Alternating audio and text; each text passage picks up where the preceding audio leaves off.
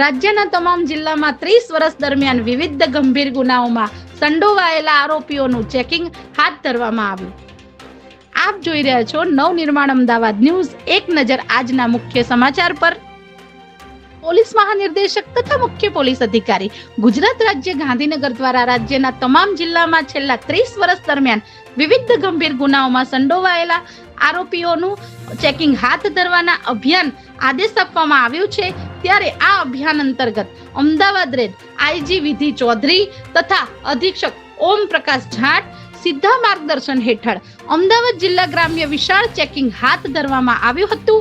જિલ્લાના ઉચ્ચ પોલીસ અધિકારીઓની સૂચનાઓને ધ્યાનમાં લઈને 4 અમદાવાદ જિલ્લા ગ્રામ્યના નાયબ પોલીસ અધિકારી, 25 police inspector, 52 police sub inspector, 350 થી વધુ પોલીસ કર્મચારીઓ સહિત 400 થી વધુ અધિકારીઓ અને પોલીસ કર્મચારીઓ આ અભિયાનમાં જોડાયા હતા.